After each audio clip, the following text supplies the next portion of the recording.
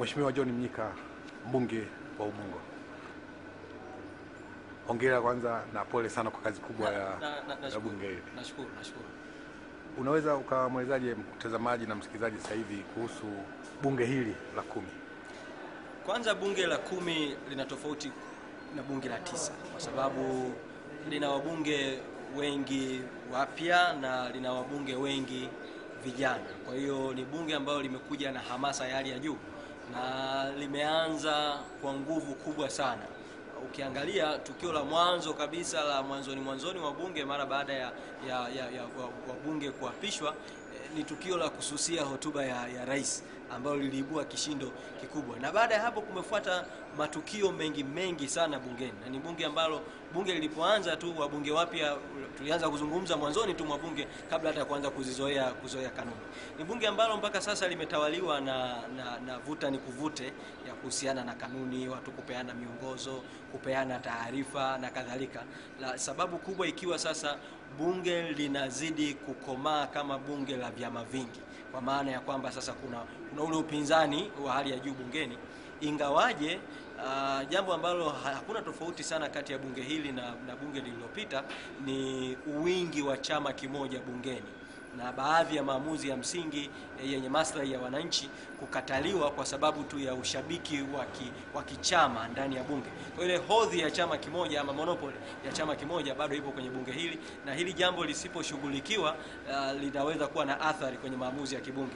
Wengine ni wapya, lakini tumeingia bungeni, tumependekeza marekebisho ya kisheria, tumeingiza vitu vinavyoitwa marekebisho ya sheria kwa maana ya schedule of amendment wakati miswada inapowasilishwa.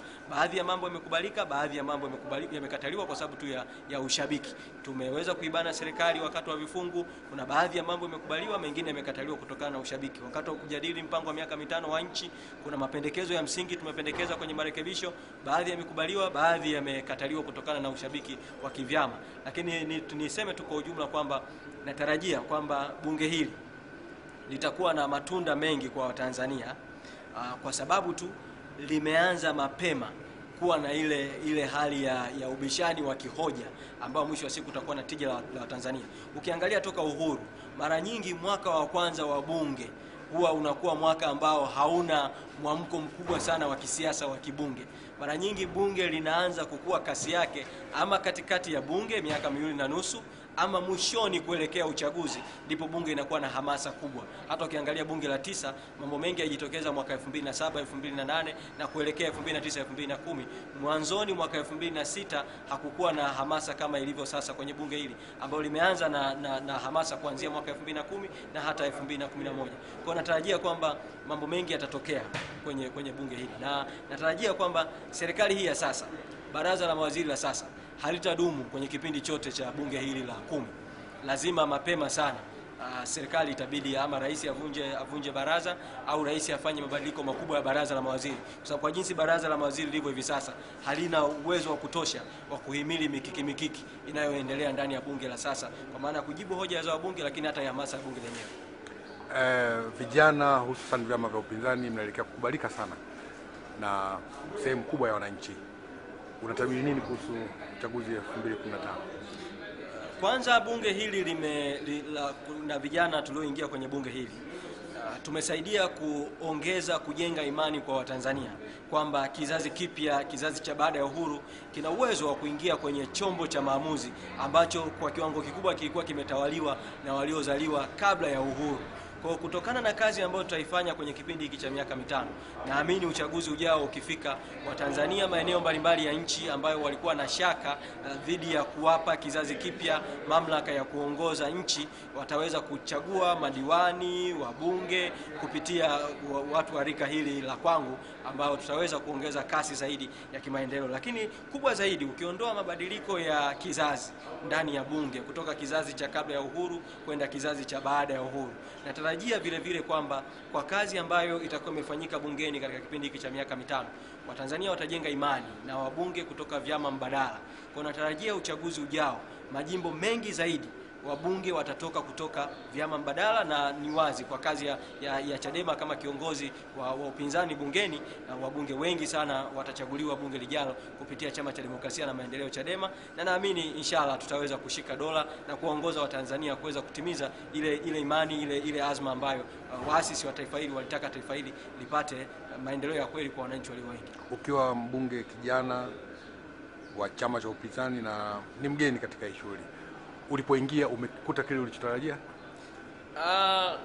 La kwanza nilitarajia kwamba kweli na kwenda kwenye chombo cha kuisimamia serikali kwa mujibu wa ibara ya 63 ya katiba, lakini kinyume na matarajio yangu, bunge letu kwa ujumla wake bado lina udhaifu wa aina mbalimbali ambao naamini kwa kuwa sehemu ya hili bunge tutaweza kufanya marekebisho yanayokusudiwa.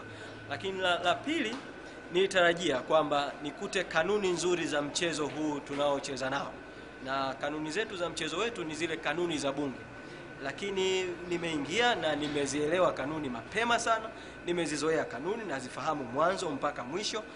Kanuni zetu zina udhaifu ambao unakwaza ule uhuru wa kikatiba na uhuru ulioko kwenye sheria ya kinga haki na madaraka ya bunge, na ile fursa ambayo sisi kama tumetumwa na wawakilishi wakitegemea tuwawakilishe ipasavyo. Sasa ni wazi hili linahitaji mabadiliko ya kanuni za bunge. Kwa bahati mbaya, nina mashaka kwa lugha zinazozungumzwa bungeni, wapo wanaotaka kuzibadili kanuni za bunge kwenda kuwa mbaya zaidi. Unasikia watu wanataka kuondoa kipindi cha maswali na majibu kwa waziri mkuu, unasikia watu wanataka kubadili kanuni, kupunguza muda wa kuongea na kadhalika. Hii itarudisha taifa nyuma zaidi ya kwenda mbele.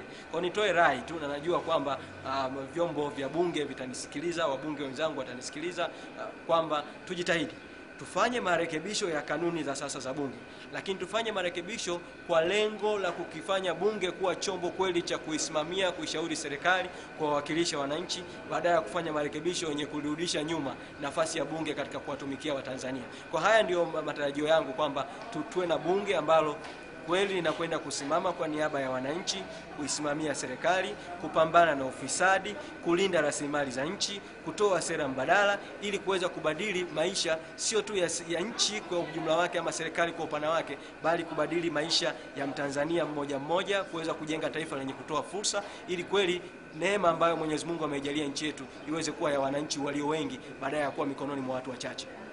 Mheshimiwa, nakushukuru.